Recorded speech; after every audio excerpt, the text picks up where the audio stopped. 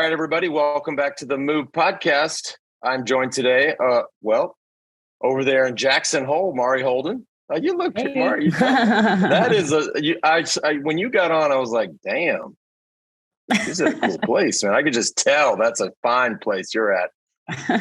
Thanks a lot for my apartment. Alice, and where are you, Allie? Are you in Petaluma, in Petaluma. Anyways, and I'm sitting here somewhere in Majorca. I don't really know the names of most of these towns, but over here for our training camp with a bunch of interesting people. But I have a couple of really tired ladies on my hand. I got up this morning at 6 and started watching the race, and I was, I had a little jet lag watching the race, and then it dawned on me like an hour in. I'm like, wait a minute, what time is it where they are? It was like 1 a.m, 2 a.m, or something. We're dedicated for you. No, actually for women's cycling. Was it definitely a late night, but worth it. Wow. So you powered through, Mari. Oh yeah, I powered through. It's a late night with an early morning. So with a very early you've been clubbing, but without the clubbing, besides my husband walking around in donut underwear. Well, before we get into all the action, a little bit of business. Today's show brought to you by a new partner of ours, True Classic. This brand makes t-shirts that actually fit, not to mention incredibly soft. I'm actually rocking one right now.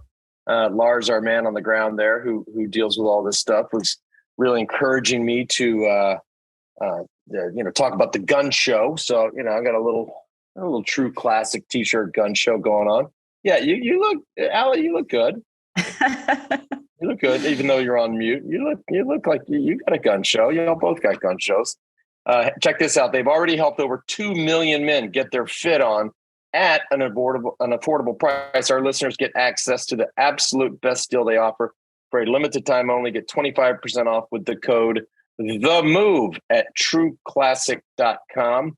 Here's a pro tip. You can bundle your favorites with the pack builder on their site and save even more than the discount we're offering you today. Again, head on over to trueclassic.com and the code is THEMOVE. Today also brought to you by LMNT.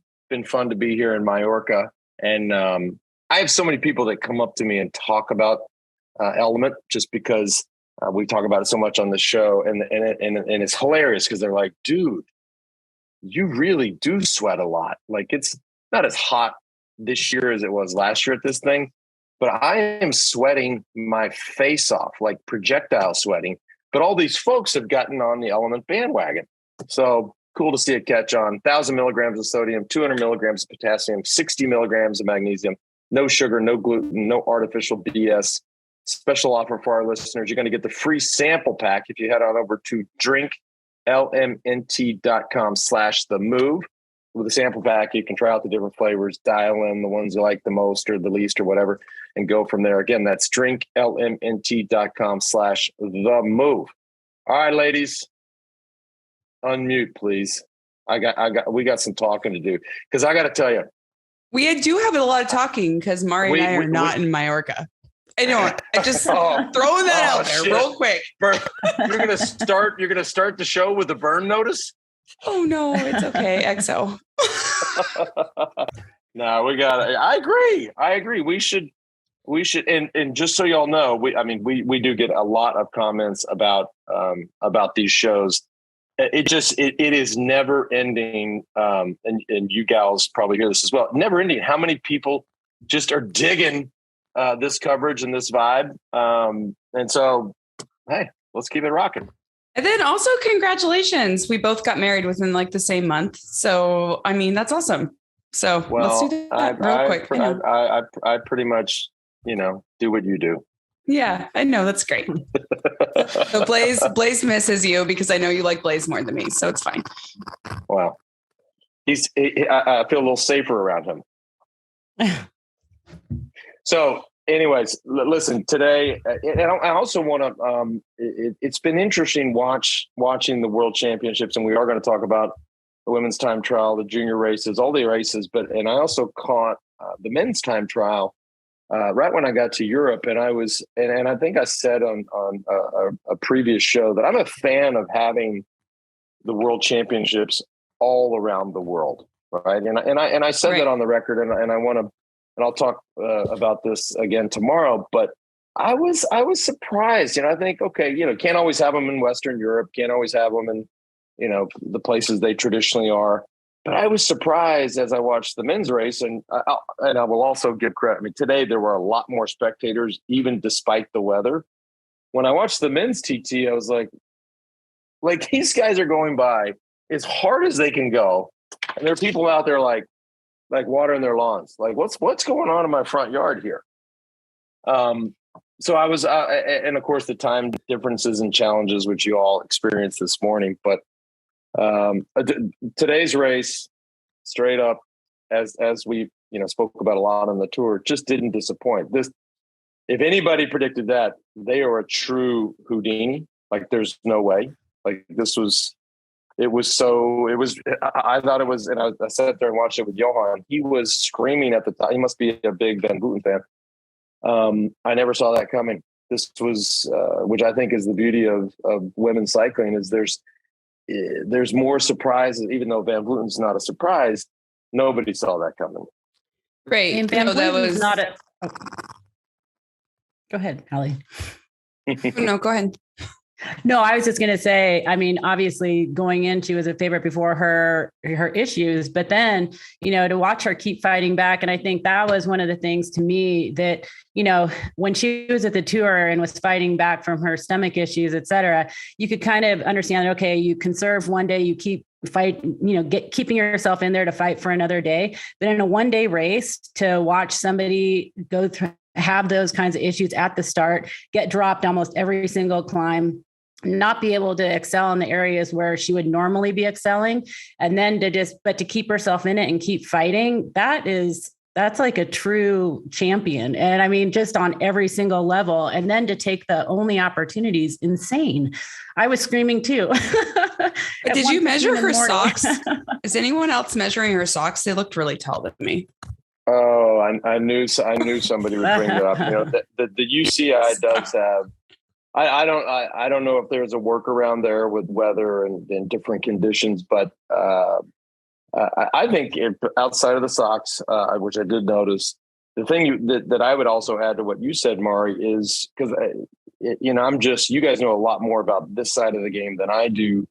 But there's been, I don't know if it's a real tension or a respect tension or a friendly tension with her and Marianne Vos, but she was working for this girl that been my impression that's just not something that happens. So to have the issues, yes, to have the long season, amazing season she's had, but then to work for her team, and then to your point, Mari, just to keep hanging in there and sitting on the back and being left alone. Like it was, and then, yeah.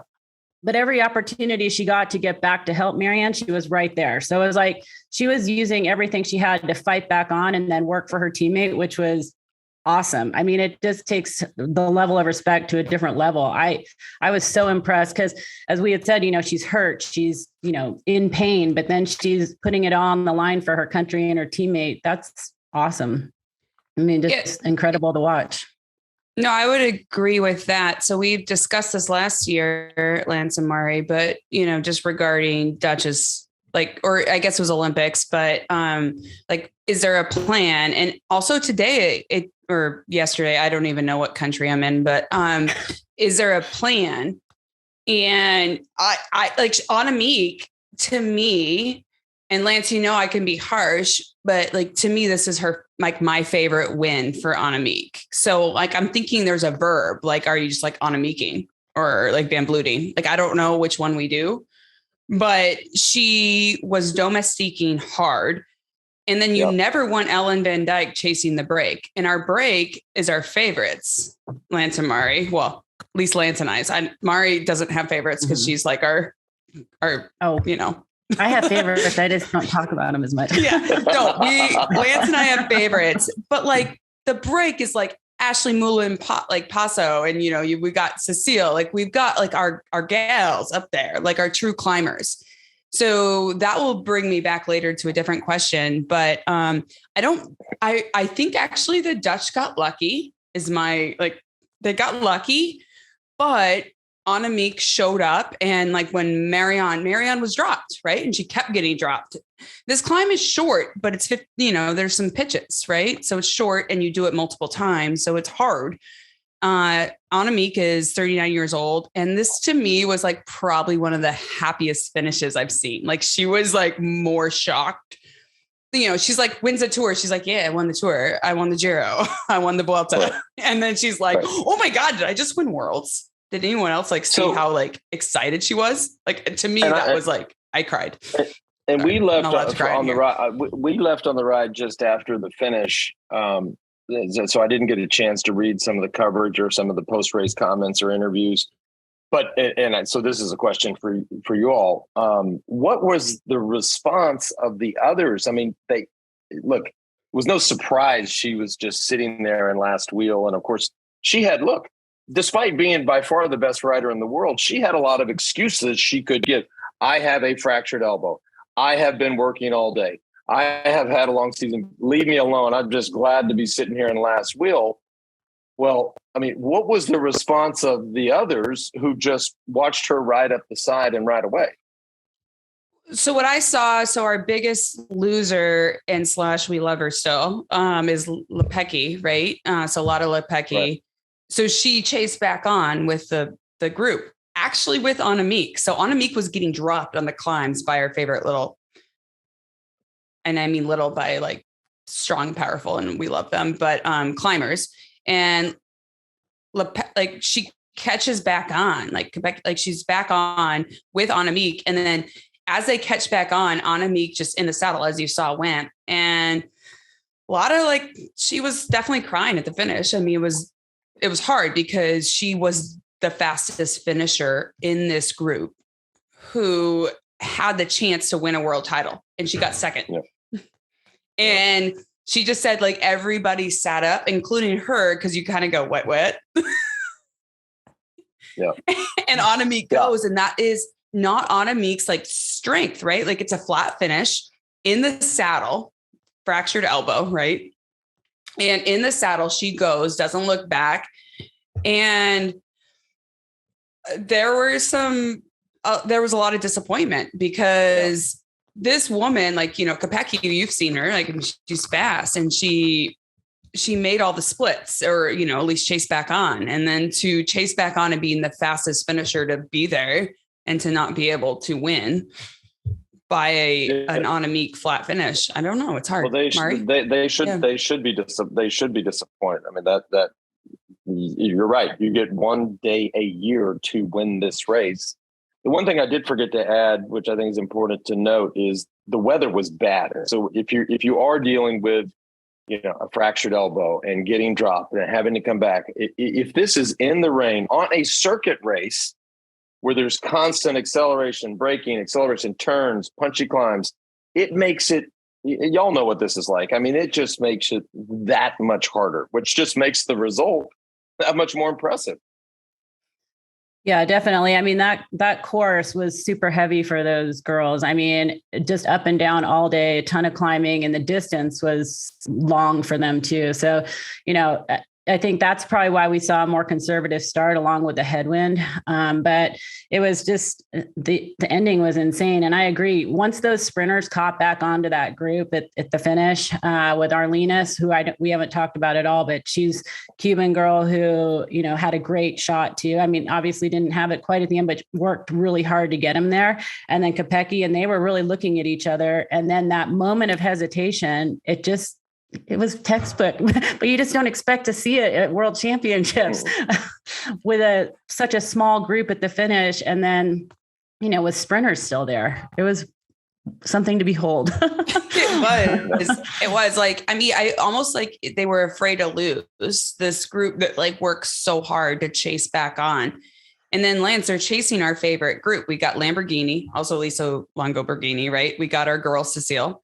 And you have Nia Doma and Ashley Moolman Paso, and there's rain, and you have the 5 best climbers because Annemiek obviously couldn't accelerate, but there was no Dutch rider in the break.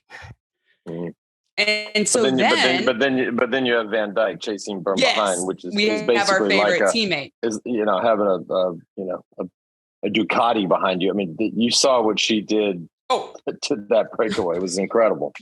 That's like you never like. Literally, I'm reading my notes right now, and it says you never want Ellen Van Dijk chasing you.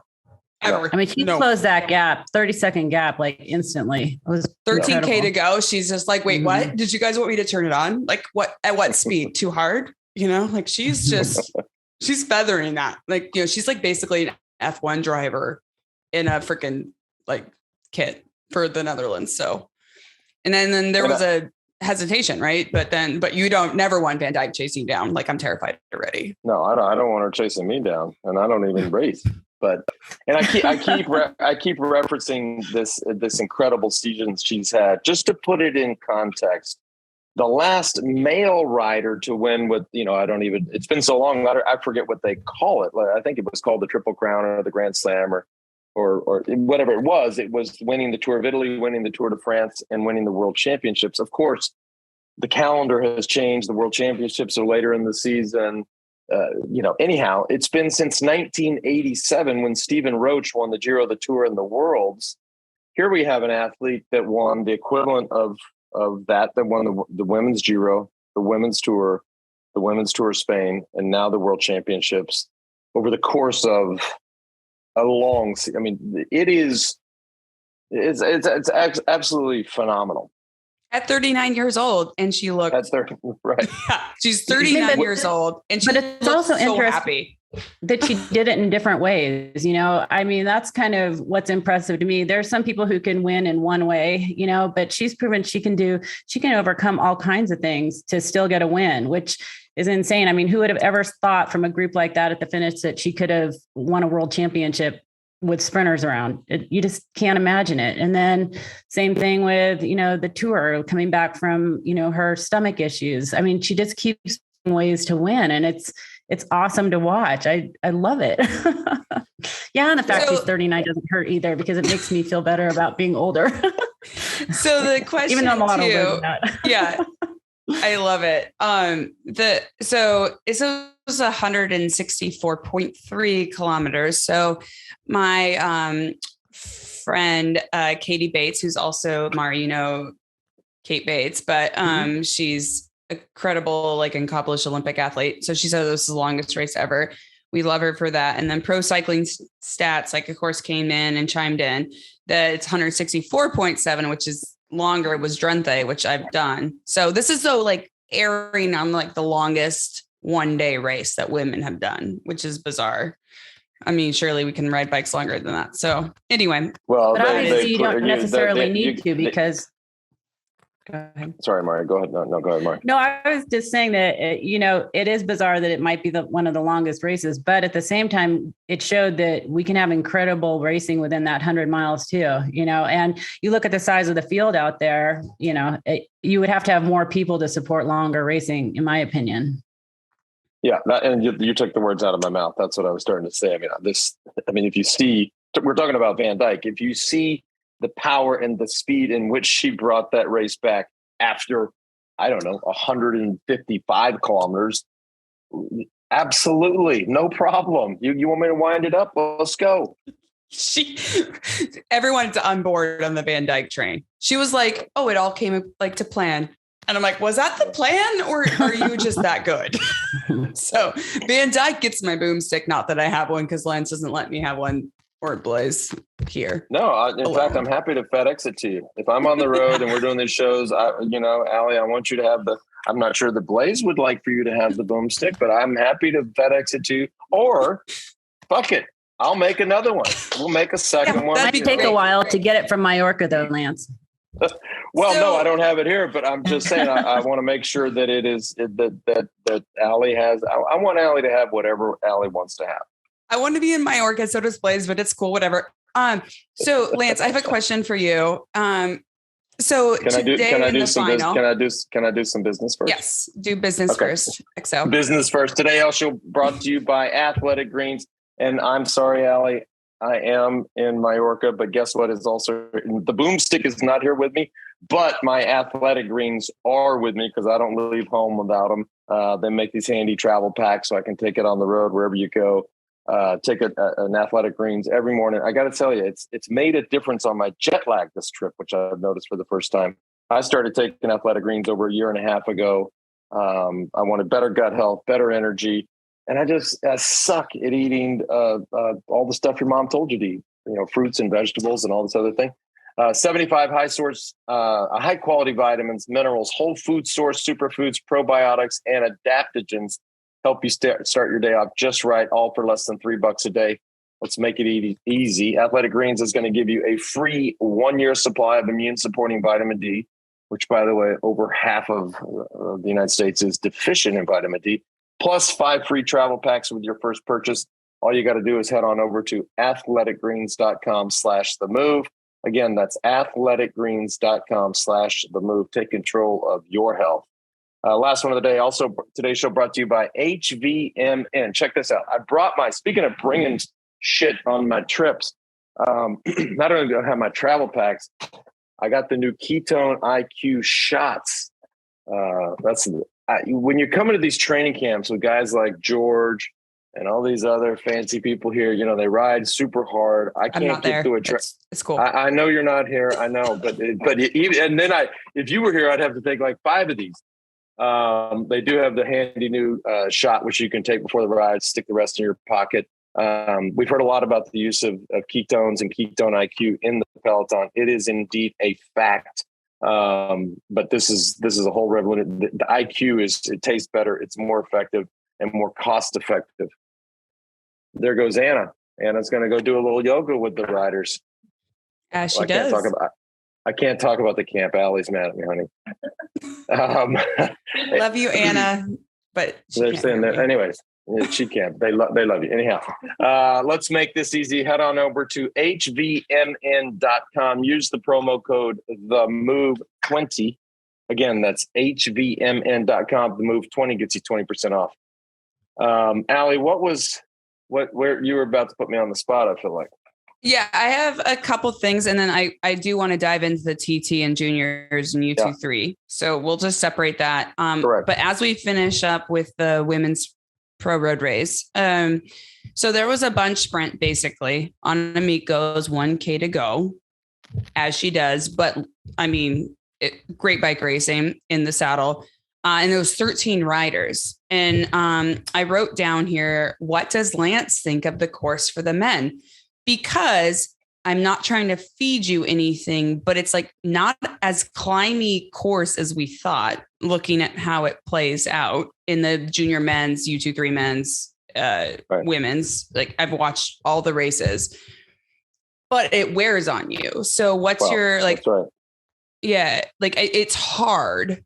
So I guess I was just like, what do you think about the course for the men after you've watched the juniors U23 for both men and women, and then the women's pro? So I think, and I want to, before I tell you what I think. So I was actually having this conversation with Johan yesterday, and my impression was that the circuit wasn't that hard. Johan pointed out to me, if in fact it is true, that the men's race has 4,000 meters of total climbing. Now, just to put that, so for you folks who think in feet, that's 13,000 feet of climbing. And how do you get there? You get there because you have a 265 kilometer race. Any bike race that's 265 kilometers is hard. You could ride flat for 250 and go over a couple of overpasses, and it feels really hard. If you do them multiple times, and that totals 4,000 vert. And I don't know what the forecast is for tomorrow for the men's race, but if you have that weather on any circuit race with that much total vert, it's going to be hard. And just in our little poll that we have here with the group here, so we asked myself, George, Wiggins, Jan, and Johan who they think will win this race. I picked Vanderpool. Wiggins picked Vanderpool. Johan picked Pogačar, and George has picked Michael Matthews, and Jan picked Pogačar.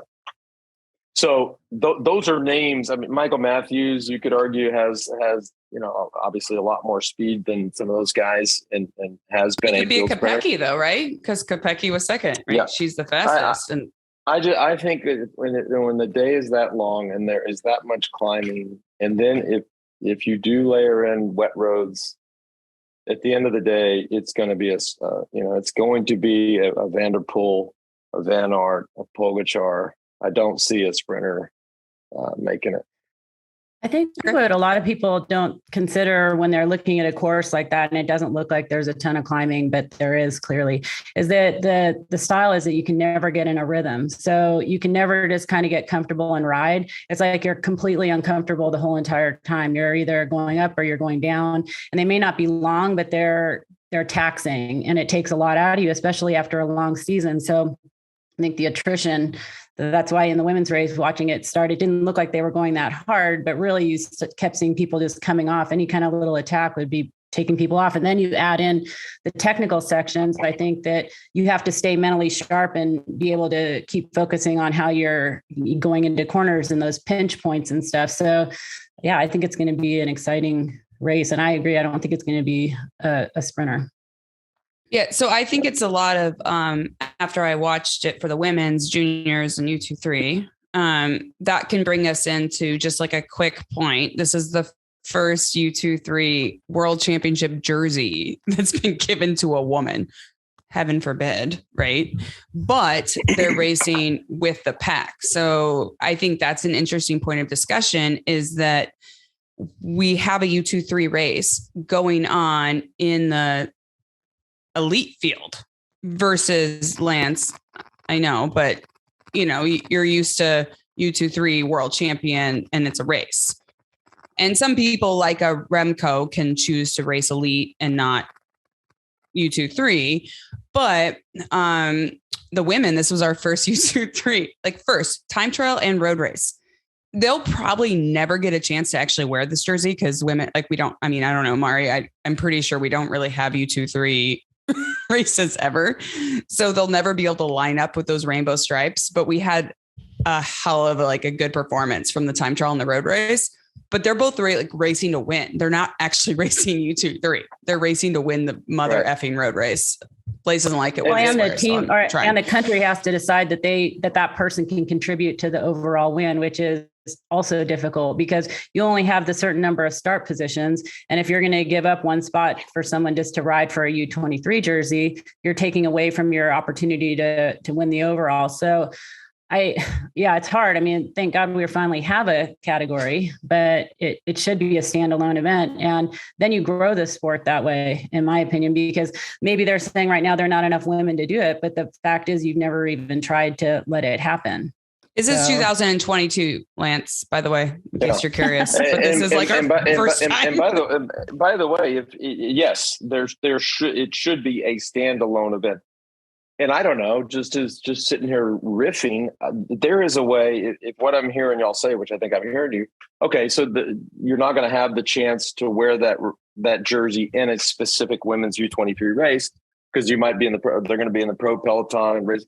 There's a way to massage this. There's a way to have that jersey be just slightly different. And you are the world champion, but I think it's nuts to just say, well, let's just blend all this together and you guys sort of figure this shit out. And if your day is not going too good, then you can maybe focus on that's not bike racing.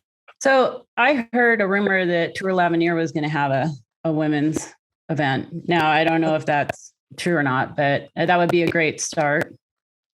Yes. And we also need to give props to the woman that won the U23 first inaugural. So we have TT, which we'll just probably slide into in a second. But Niamh Fisher-Black, she races for SD Works and she's Kiwi. So she's New Zealand. She got 12th overall.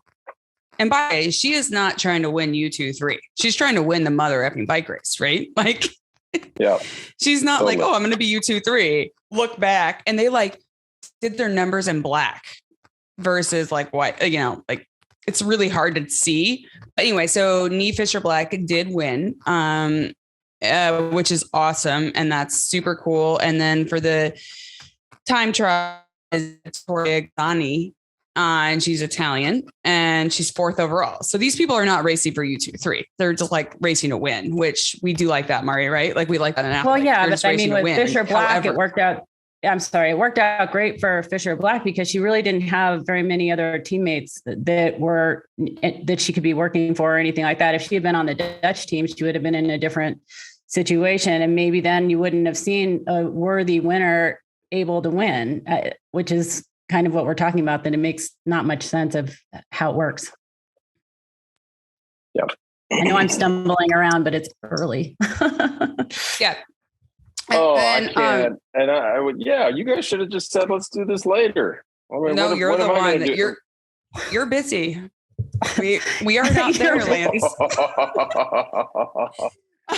I'm going paragliding after this, so I couldn't make it much later. Sorry. just can we just talk about, Mari, I want you to be careful. I did that one time with my son. My oldest son made me, I stress, made me go with him. I got and I did it with like a pilot or whatever the fuck they call him. But this guy jumps off. You had a boyfriend? That's cute. That's great. It was, I knew you were going to go there. But I mean, the second we got off the ground, I said, get me down. Like I don't want to be here. I don't want to do down there. And, then you watch. Then they're going to say, "Hey, you want to do some circles, some twists?" I said, "No, I'm good. How about we fly straight down and get my ass on the ground?" I'll let you know how it goes. I'm just going to try to go for a bike ride. And then before, so I had one other question, but I'll leave that for a second because it might not be necessary. But we can cover the TT quickly, and then I think we need to just talk about the juniors race real quick because and Mari, Zoe Mari wanted to ask about the combined TT because that's a new, and I wasn't that. Johan and that's I on my list. Conversation. Yeah, we had this conversation this morning, and I was like, "Wait a minute, they all ride like that would be hard. Like if." And he's like, "No, dude. Like they 3 at a time. The men or the women can go first. I mean, I need to pay it. This is a whole new twist on the team time trial, but." I don't know. I mean, there you talk about a jersey that will never be worn. Yeah. How do you wear that jersey? Yeah, that is actually on my list. What does Lance think about the mixed relay? Which is how Annemiek broke her freaking elbow. That's 21 pedal strokes in. She her chain drops. She blows, breaks everything, and that's kind of a problem. Ellen Van Dijk basically runs over her. So Ellen Van Dijk, maybe we did take her away from the best teammate ever. She did run over Annemiek. Well, but she Van Dijk's I'm going to send it. I mean, I think that's one of the problems with having something like that is that, you're taking risk for something that you're never going to be able to use. And what does it mean? And when they change it up in another couple of years, nobody's ever going to think about it again. So, I mean, it's great to do something for your country. I like the idea of having some racing in between, but, I hate the idea of risk. So, yeah. And that crash was spectacular. I mean, I don't know how many times I watched it. 21 pedal strokes. That's all I got. I was like 21 pedal strokes. And I'm not sure what broke first, except Annemiek. I'm not sure.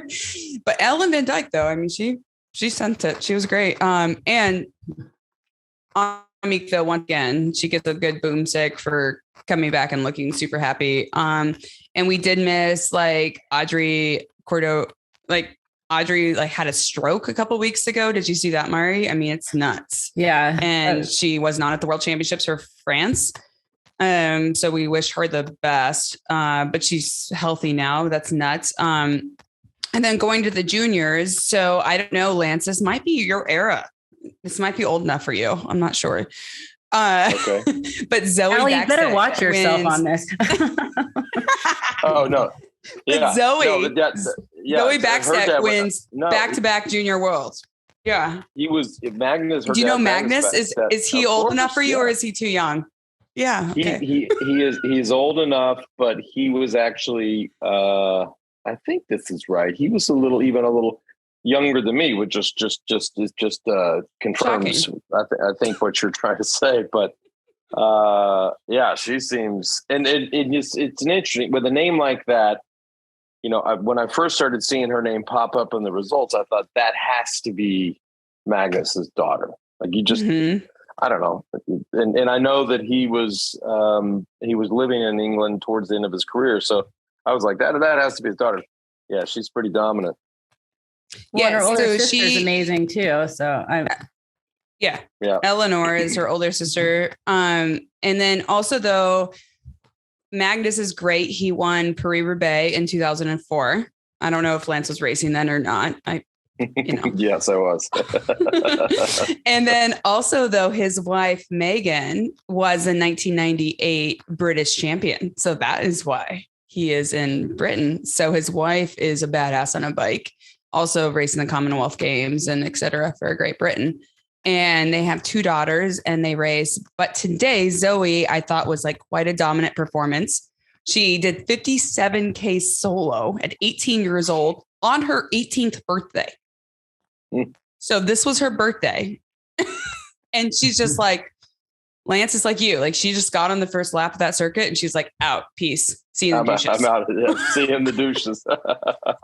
Totally. Like I thought that was super impressive. And then who was in the follow car for Great Britain was Emma Trott, who's a great cyclist as her own. And also she's sisters with Laura Kenny, who's Laura Trott previously. So we have great, back to, we've talked about that on the Tour de France Bomb of X Swift was the women in the car. Like, like these women are just helping the next generation, which I think is super cool. But Allie, you forgot to mention that Zoe's older sister, Eleanor, in the women's road race was in one of the first breaks that actually was out there for a while, Eleanor. And so that was pretty exciting too, to see her older sister in the U23 race, out there. Well, U23 / elite race. As in the break / everything because women's cycling. Yeah. And did you want to dive quickly before we wrap up in the TT? Is that okay, Lansky? You like a TT? Yeah. Okay. I love a time trial. Hell yeah. And we do. Like Eleanor was amazing, but everyone's like Magnus. So I was like, Megan, what about Megan? Like she's definitely cheering this on too, guys. So the TT I thought was super exciting. It was the first time it's the same course and same distance for men and women. Once again, ovaries are coming out, like heaven forbid, right? Like it's a big deal. So 34K for both disciplines, same course. Lance, I thought it's cool, right? I know. It's great. Might as well. I mean, yeah. Listen, I mean, that's not... No, it is the first time. These should, yeah, I know, but these should not, as far as I'm concerned, these should, believe me, I mean, Ellen van Dijk can handle 34 kilometers a hell of a lot easier than probably, 50% of that men's field. So we don't need to, about damn time. Yeah, it is about damn time. It's awesome. So this is the 3rd world championship for Ellen van Dijk. And when she posted her photos of when she first won it, now she's back to back, but her first one was when I was racing Ellen. And I'm like, we're about the same age, I'm like, oh man, look at you. Look how cute you were. And then now she's just boss. She's like a boss swear word. You know what I mean? Yep. But I did have a lot. I was texting Mari because Grace Brown was in that hot seat for hours, and Australian.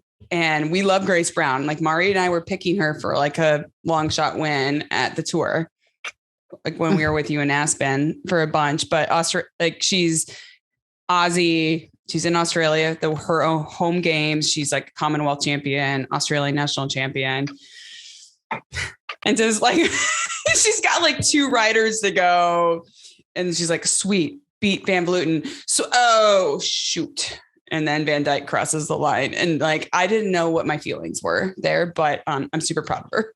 I mean, for her to have been in the hot seat for that long, because it was hours. And when they do those kinds of courses where you do multiple loops and they start you at different, in different groups, that's a challenge. And to sit there that long and just watch everyone counting down the whole time. And as she's realizing it's getting closer and closer to happening, That was exciting. And I mean, especially because you don't really know in the first group, was the wind different, was, what was going on. And then you start seeing that, her time is holding up against some really good people. And it was, I mean, we started to realize how good her time actually was later on.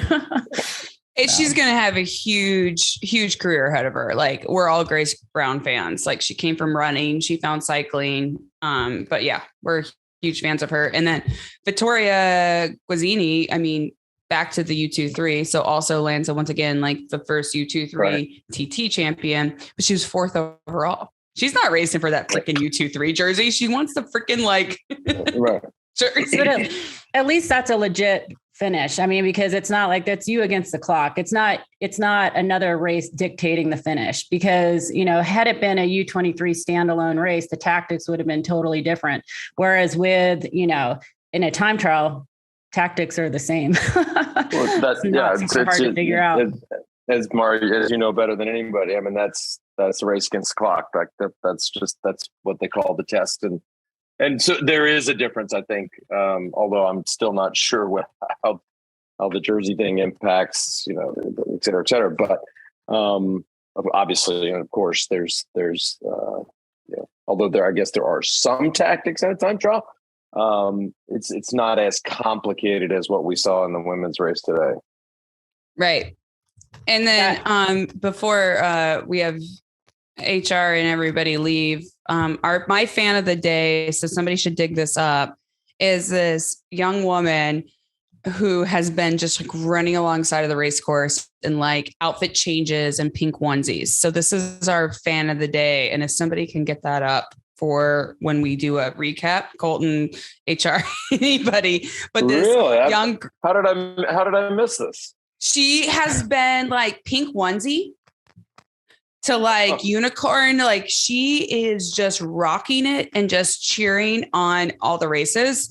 And I mean, she's been there. So you were saying fans, but this is my number one fan, is this young woman who is just, and she's like, fans, I'm going to change up the outfit. And she's like, maybe incredible. 7.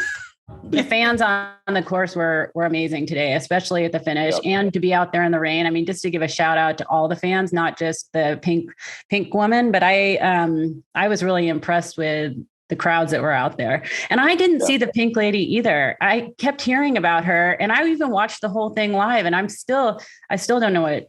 I never found She was doing outfit changes. I think she's maybe 7. So hope she doesn't like send you an email, Lance, and tell you she's 6 or 9, but like, she's ready to rock and roll. And she's like, I'm here. We'll give her Colton's email. She can send Colton's email. But